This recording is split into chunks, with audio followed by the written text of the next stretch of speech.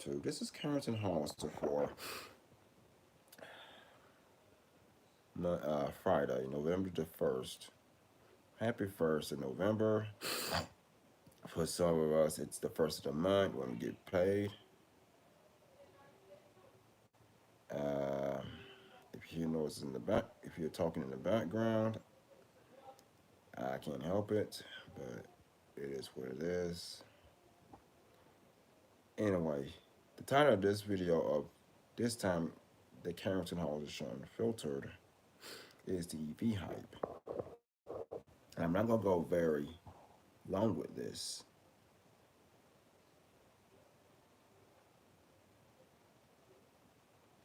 I'm just gonna go ahead and say, let's your Tesla.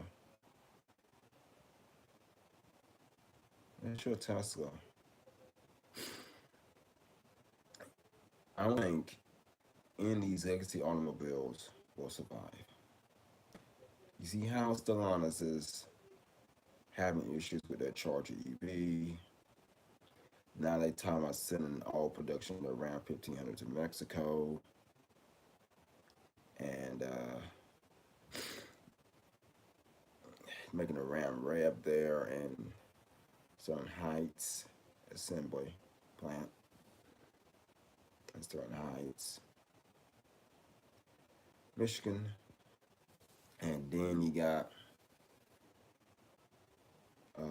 Volkswagen in Germany. They thinking about closing down three plants there and basically kicking the German workers out of work there. And as you all know, Volkswagen is a main, employer over in Germany.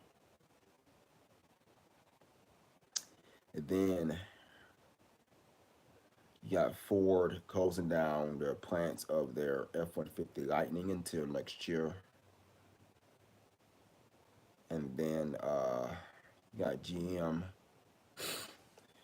I mean, I don't know what GM going to do, but they killing off the Malibu for to start production of their EV there in Kansas. So, and then Toyota just have pumped the brakes on their EV. I know they got one out right now, which is the BZ4X. Why they give that name, I don't know. They just could have called it Tercel. If it was me, they could call it Tercel. And that being said,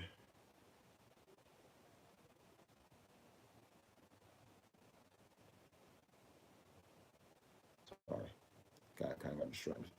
That being said, I'm gonna go over why we should hold off on EVs right now. I'm not hating on EVs. Don't get it twisted. I'm not hating on EVs. But right now, we're not ready for EVs. We don't have the infrastructure for the EVs. Because if you think about it, our infrastructure is, it been around since the 40s, if you think about it. And to say that EV this and EV that, but some automakers even going as far as to hold off on EVs right now because we don't have the infrastructure. Sure, you got Tesla running around, but if you think about it, Tesla had an EV game down pat since 2006. So, and don't get it twisted. I'm all for EVs. Hello with a G. It's just that, I don't think that EVs will be able to take off right now. We should pump the and you see why many companies just pumping the brakes on EVs right now. Hello, Eunice. Okay. Bye. Anyway, we should be pumping the brakes on EVs right now because it's not going to do anything. But we got this infrastructure that ain't uh, there yet. I'm not saying we can get there. It's just that, I don't think, unless you're Tesla, if you're a legacy brand, excuse me, if you can hear it in my voice, I'm kind of sick. But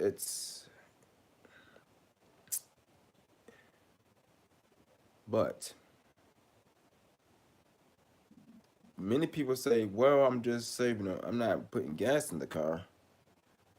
Well, what I mean is people who drive EVs, I'm not putting gas in the car. Technically, yeah. But what they fail to realize is in order to get your Teslas and your EVs to, the dealers and all, they come on, they fail to realize they come on a diesel truck. They fell on a diesel. They come on a diesel truck. I'm sorry. They come on a diesel truck. Well, hello, Cristiano. Thank you for subscribing. They come on, but that's what they fail to understand. You may think that you saving gas by not putting gas in your Tesla. And I'm not saying that Teslas are bad. I see some badass Teslas running around here all the time. But honest to God, though, honest to God, if you look at it, whether you have a Nissan Aria or a Ford F-150 Lightning or Chevrolet Silverado EV, they come on a truck filled with diesel. That's the bottom line. And it kind of pisses me off. I know I'm talking what grinds my gears, but it kind of pisses me off to know that, oh, uh, I don't get my diesel truck. I don't get my Tesla. Oh, gas stinks. Well, let me tell you something. You get your gas, you get your Tesla and your EV delivered on a diesel truck. That's all. That's it. And another thing, certain climates, like up north and all that, like Chicago and Michigan and all that, the batteries, they can't hold up. They can't. The temperature up there, the cold climates, the batteries can't handle it. The batteries can't handle it. They can't handle it. So what they'll do, it's like you charge your phone, okay? You put your phone on charger, and if it's cold and you haven't turned on for a while, you just gotta think scientifically about this. So, sorry, I'm sorry. I'm kind of sick. Just think scientifically, okay? If you keep your phone off for a while and don't even charge it, it would take a minute to get your phone charged up. Same case if the phone is hot. In extreme heat, the phone will either pause until the phone will either pause until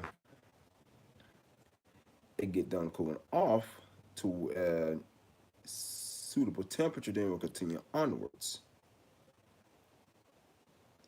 So this could be something with EVs, and they could put millions of dollars into road and development all they want. At the end of the day, certain climates you have to have a certain battery pack. Now, another thing that gets me is I could if I have an EV, which I don't as a current, wait, I could plug up and if I charge an EV at the house, if I go to my eldest sister's house in Augusta, Georgia, let's say if I have a Tesla Model S, so I have a Tesla Model S. If I charge that thing up for the night, just a standard model, no plaid, no dual motor, just a regular Tesla Model S with without the range extender. I could leave Waycross and probably have to plug it in probably at maybe I'll plug it in maybe I'll plug it in probably in maybe Statesboro. Let's say I'll put it in probably like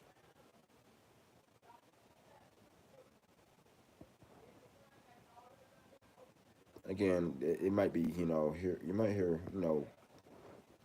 talking in the background, just kind of ignore that. But this is this is the this is yeah, I can't control it. Can't kind of control it. But it's kind of it's kind of like but anyway, you, it's just it's just kind of it's just kind of but anyway, te- yeah, but I may have to stop. I'm not babbling here, and I'm trying to, but I may have to stop. Maybe in Macon, not Macon, sorry. Maybe in I don't know Augusta proper. But if I have a Model S Plaid, I get there and back. Maybe charge in Savannah if I go to Savannah way. So it's just the infrastructure's not there. Another thing, what gets me is, oh my God, they talking about EV's going to be the best thing since sliced bread. Well, if you think about it, not everybody want an EV, and you got these mandates that force everyone to get an EV. And you can say all you want. Oh no, I ain't gonna force you to get an EV. Oh no, I ain't gonna force you to get an EV. I thought you gonna be paying attention on the nose. That yes, they'll get rid of in Europe as of right now. In Europe, some European countries they are mandating this. They are mandating this. But now they start to backtrack. Why? Because even their infrastructure sucks. Their infrastructure sucks. And if your infrastructure sucks, then there is no point of saying, yeah, man, I'm getting EV, but have range anxiety. So bottom line, if you the EV market has fallen, and that's because people don't want them. People don't care for them, care to have one right now. And I see a lot of commenting when I watch videos of, oh, if Trump gets in the office, he gonna kill them off. Not necessarily, but I know this is not a political subject, but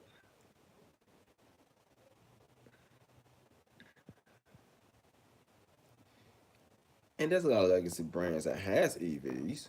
Don't get it twisted. There's a lot of legacy brands that has EVs. It's just that Volkswagen, like legacy brands, like excuse me, Volkswagen Auto Group, might as well say Volkswagen Auto Group, Ford, to a lesser extent, GM, maybe Nissan, maybe not really, but Toyota really don't have any EVs apart from that BZ4X thing, which is also a Subaru, also a Lexus. But other than that, it's maybe Tesla and Rivian and